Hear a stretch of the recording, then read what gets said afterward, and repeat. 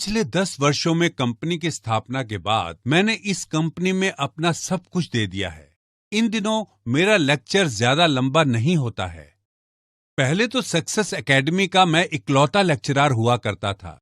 नए प्रोडक्ट्स के बारे में मैं ही बताता था। मुझे याद है उन दिनों कभी कभी यहाँ स्टेज पर मुझे चक्कर आ जाते थे।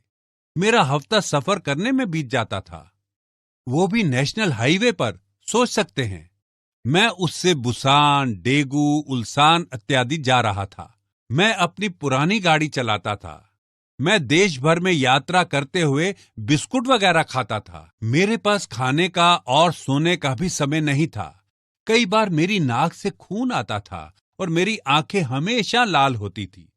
मैंने मन ही मन सोचा, इस तरह तो मैं मर जाऊंगा। लेकिन मुझे ये पता था कि मैं रुक नहीं सकता था। मैं जानता था कि भले ही मैं मरने वाला हूं, लेकिन मैं रुक नहीं सकता। एक दिन मैं जेजूडो में लेक्चर दे रहा था जब मेरी नाक से खून आने लगा। ब्रेक के समय के दौरान मैं इसे टिश्यू से रोकने की कोशिश कर रहा था, लेकिन मेरी नाक से खून बहता ही जा रहा था। मेरे शरीर की हालत खराब थी। तब इंपीरियल मास्टर ह्यून सूक किम ने कहा, प्रेसिडेंट पार्क, लेक्चर रोक देते हैं। आपको पता है कि मैंने क्या कहा?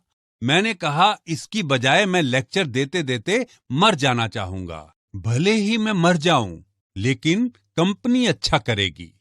मेंबर ये मान लेते कि कंपनी के लिए कड़ी मेहनत करते हुए मैंने अपनी जान दे दी। वो मेरी विरासत को आगे बढ़ाते और अपने पार्टनर्स की देखभाल करने के लिए प्रेरित होते। अगर मैं काम करते हुए मर जाता तो क्या ऐसा नहीं होता?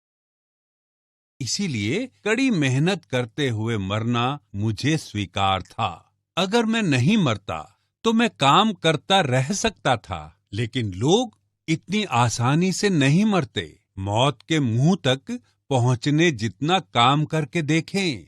कड़ी मेहनत करके मरना भी काफी मुश्किल है। इसके बजाय आपको अपने लिए एक लक्ष्य निर्धारित करना चाहिए, ताकि आपको काम करते हुए मरना भी स्वीकार हो।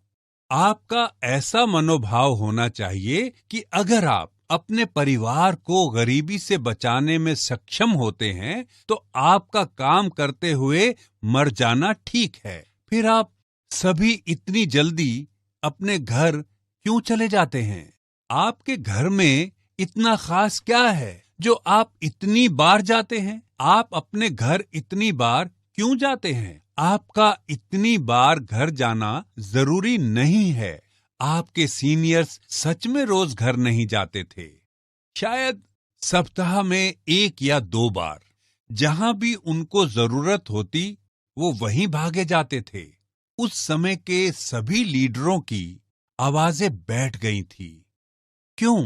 क्योंकि वो आधी रात तक अपने पार्टनरों को सलाह देते थे।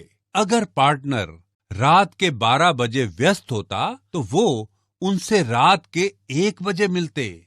अगर पार्टनर ने दोबारा पुकारा और कहा कि उन्हें सलाह की जरूरत है, तो लीडरों ने सलाह दी, भले ही रात के 2 बजे हों। इसलिए उनके पास ठीक से सोने का भी समय नहीं था कि वो सुबह जल्दी सेंटर में जाती थी।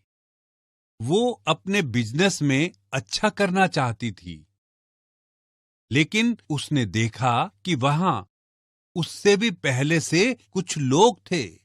वो सूर्योदय के पहले सेंटर गई, लेकिन अभी भी उससे पहले वहां लोग थे। तो उसने पूछा, आप लोग सेंटर कितने बजे आते हैं? वहां के लोगों ने कहा, वास्तव में हम घर जाते ही नहीं हैं। अगर आप 1 महीने में 37,50,000 रुपए से 75 लाख रुपए कमाने वाले हैं, तो क्या आपको बिजनेस में ऐसे ही जुनून के साथ लगे नहीं होना चाहिए?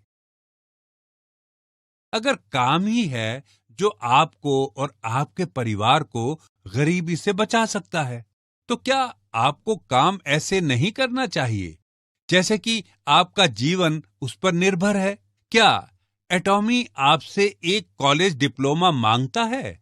क्या इसके लिए आपको लाखों करोड़ों रुपयों की जरूरत होती है? नहीं, कंपनी की आपसे ऐसी कोई आवश्यकता नहीं है। बस बिजनेस में शामिल होकर हमारे प्रोडक्ट्स का इस्तेमाल करें।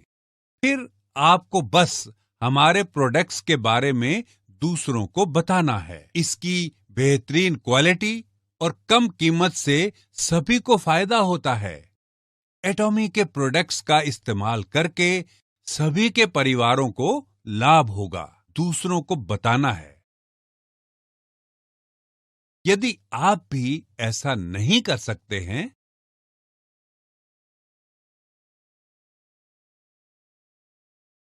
तो उन लोगों को यहां सेमिनार में ले आए। अगर आप ऐसा करेंगे तो आप सफल हो जाएंगे। क्या ये वाकई इतना मुश्किल है?